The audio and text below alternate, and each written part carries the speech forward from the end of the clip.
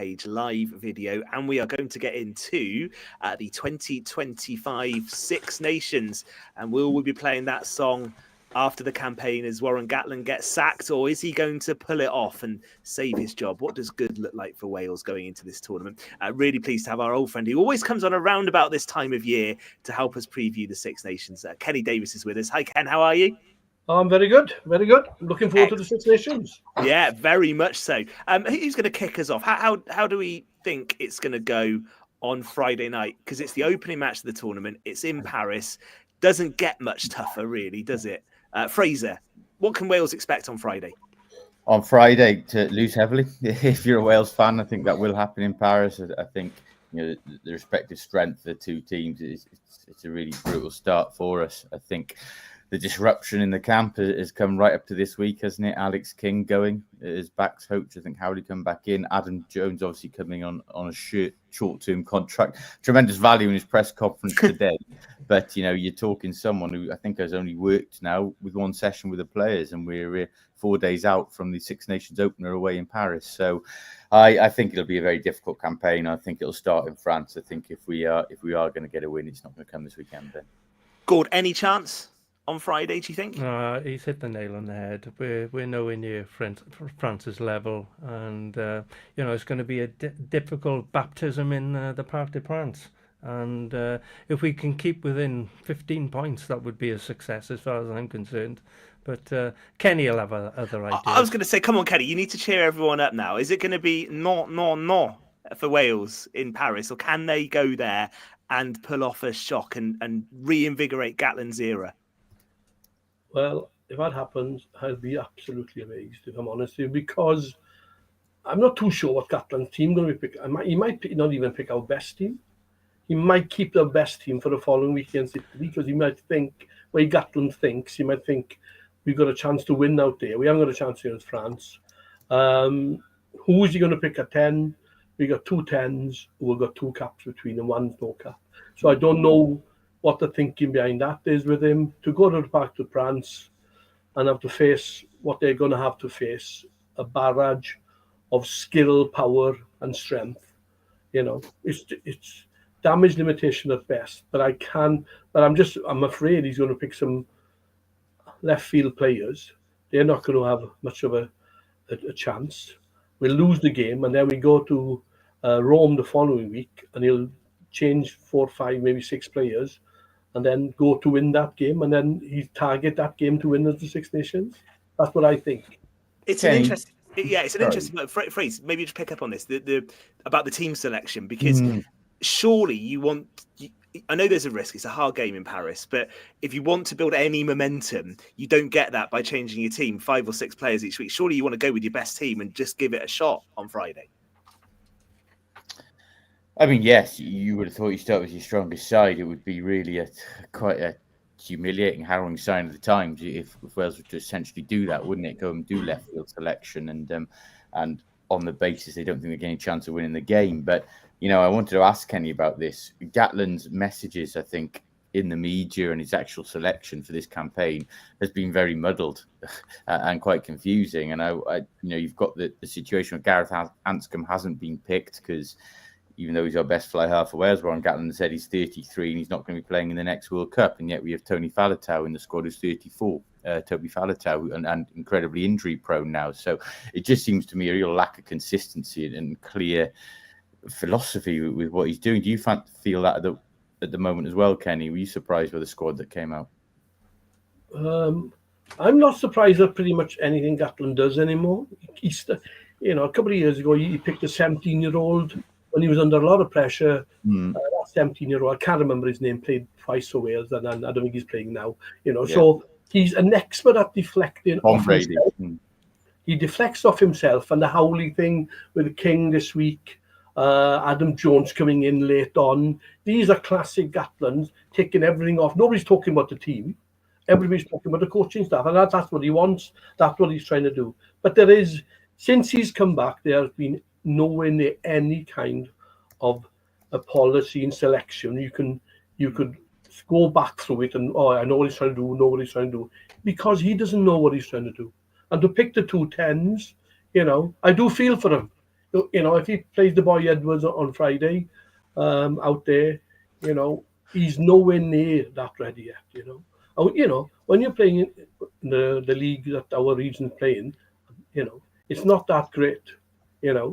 And for him to display in that, yeah, it's fine. And I didn't see the Ospreys play last Friday because I don't watch Welsh rugby, to be honest with you. But it sounds like they are starting to turn it around and trying to run the ball a bit. But on the whole, I'm nothing but I'm worried about performance of Friday, but I'm more worried about what's going forward, what he'll do the following week. And by the time we get to England, I don't know where we're going to be. Who will have left standing, to be honest with you? If we go back in history, then Ken, you can remember it because you're as old as me. 1976, Paris. Yeah. Was it 5 or 6 new caps he gave out, and they turned them over. Yes, you can say Wales were on a bit of a, they had a hell of a side in the 70s. They did, but to go with that many new caps and come away with France with a win, Graham Price scoring that length of the field try, and Steve Fenwick and the likes coming in. You just don't know. There's always talent in Wales, but it probably is a bit beyond us at this moment in time to think that's going to happen on Friday night. Oh, we always got talent, Gordon. We know that. It's just what we do with it. Talent, X-factor players, okay? Marcus Smith, these are X-factor players. These are the kind of players I go and pay to watch, okay? Yeah. They can win games.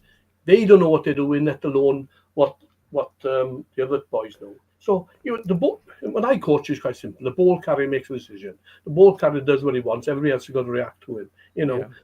Gatland is totally opposite. He is a controlled freak. They got to do this, they got to do that on the field. You ask ex-players, and if you don't do it, you don't play. What would be your take with our own Sam Parry decided to finish before the autumn international started due to the fact that he felt that he'd been mistreated by Wales? Then just before this Six Nations, he has now had a conflab with Mr. Gatland, and I don't want to undermine Sam because he's a great player and I think he's the best hooker in Wales anyway, to be honest with you. You only have to look at the stats. But now they've had a conversation, and with all the hookers all out injured, suddenly he's in the squad. What do you think of that philosophy?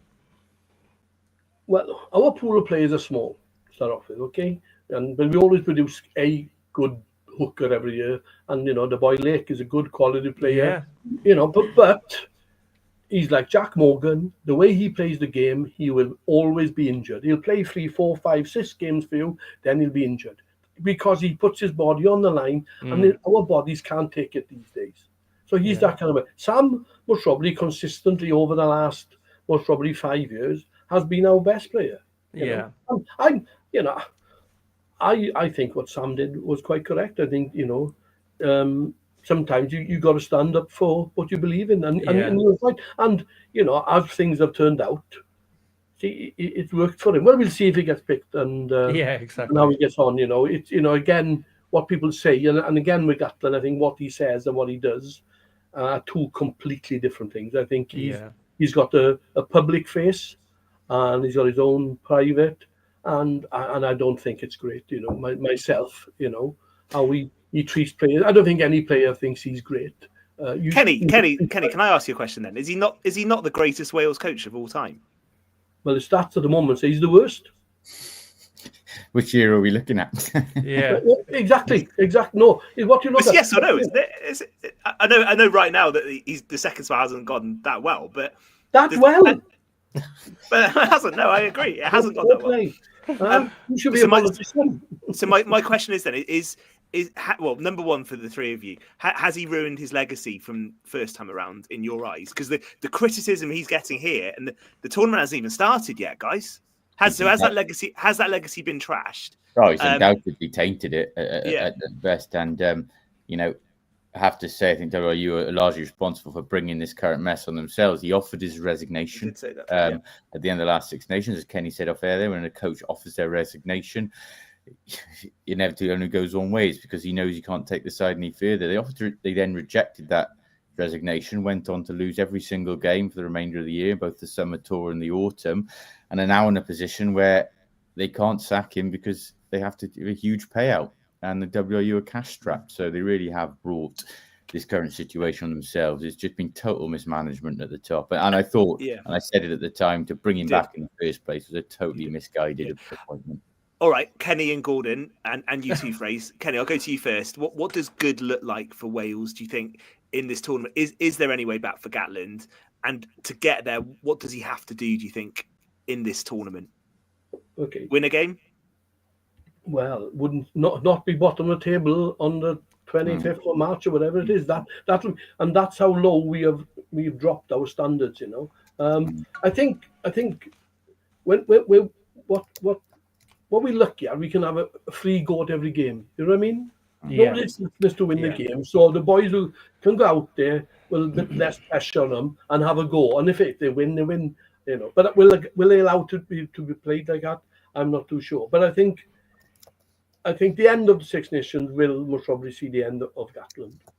Even if we win one game, you know, if we win two games, maybe.